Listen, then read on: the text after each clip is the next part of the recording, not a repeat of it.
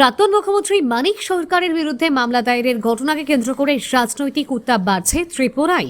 তার বক্তব্যকে ঘিরে মামলা দায়েরের খবর প্রকাশ্যে আসার পর সংবাদ মাধ্যমের মুখোমুখি হয়ে তীব্র প্রতিক্রিয়া ব্যক্ত করেছেন তিনি। মানিক সরকারের অভিযোগ, মুখ্যমন্ত্রী সম্প্রতি একটি সরকারি কর্মসূচিতে গিয়ে তার একটি বক্তব্যকে বিকৃত করে অসত্যের আশ্রয় নিয়েছেন। এর মাধ্যমে মানুষের মধ্যে বিভ্রান্তি তৈরি করে নিজেদের ব্যর্থতা ও দুর্বলতা থেকে নজর ঘোরানোর চেষ্টা করা হচ্ছে বলেও অভিযোগ করেন তিনি। তিনি বলেন, তার বক্তব্যের প্রকৃত বিষয়বস্তুকে উপেক্ষা করে রাজনৈতিক উদ্দেশ্যে সেটিকে ভিন্নভাবে উপস্থাপন করা হয়েছে। এরপরেই তার বিরুদ্ধে মামলা দায়েরের ঘটনা সামনে এসেছে। মানিক সরকারের দাবি, মামলাগুলির পেছনে শাসক দল ও সরকারের মদত রয়েছে। তার কথায়, মামলা দায়ের করে বিরোধীদের কাবু কিংবা ভয় দেখানো যাবে না, বরং এই ধরনের পদক্ষেপ সরকারের দুর্বলতারই বহিঃপ্রকাশ বলে দাবি করেন তিনি।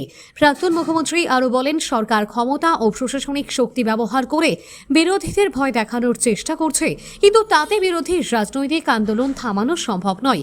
এর জবাব মানুষই দেবে বলে মন্তব্য করেন তিনি। মানিক সরকারের দাবি, আগামী দিনে মানুষের মধ্যে নতুন করে রাজনৈতিক প্রস্তুতি শুরু হয়েছে। ত্রিপুরা সহ গোটা দেশে এই পরিস্থিতির বিরুদ্ধে মানুষ ঘরে ঘরে প্রস্তুতি নিচ্ছে বলেও মন্তব্য করেন তিনি। Bureau report, S Bharat live 24 hours.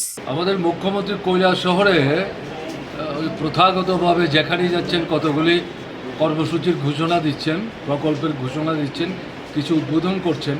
এটা করতে গিয়ে ওখানে গিয়ে উনি বক্তৃতা করেছেন।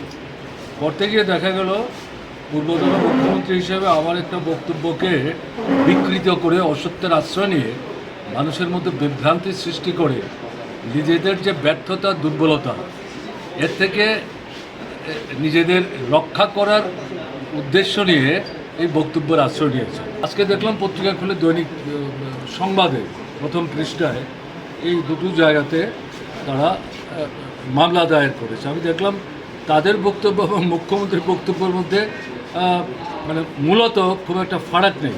অর্থাৎ তাদেরকে দিয়ে শাসক গোষ্ঠীর, শাসক দল এবং পরোক্ষের সরকারের মদতেই এই মামলাগুলো সেখানে করা হয়েছে। এগুলোতে তো আমাদের কাবু করা যাবে না। হয়তো সরকার পেয়ে অন্যদেরকে ভয় দেখাবার চেষ্টা করছে। এটা সরকারের চরম দুর্বলতার নিদর্শন।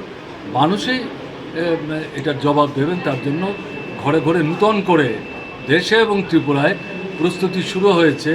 কাজে এর জন্য তাদেরকে অপেক্ষা করতে হবে জনরোষ মোকাবেলা করতে।